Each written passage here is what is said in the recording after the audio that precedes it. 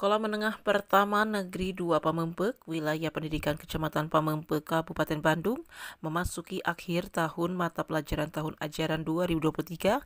Saat ini sedang melaksanakan kegiatan penilaian somatif akhir semester atau PSAS tahun ajaran 2023. Dedi Herdiana selaku Wakasek Kesiswaan SMPN 2 Pamengpeuk terkait dengan pelaksanaan penilaian somatif akhir semester atau PSAS tahun ajaran 2023 di lingkungan sekolahnya menjelaskan. Akan secara luring.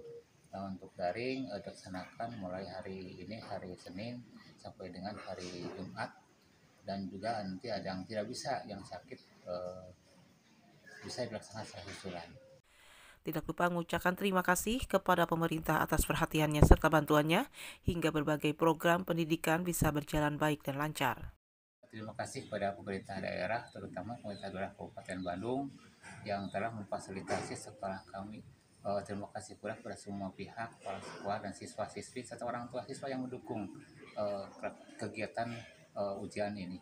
Dari SMPN 2 Pamengpeuk, Kecamatan Pamengpeuk, Kabupaten Bandung, Jawa Barat, Iis dan Lita, kontributor Hadas TV, mengabarkan.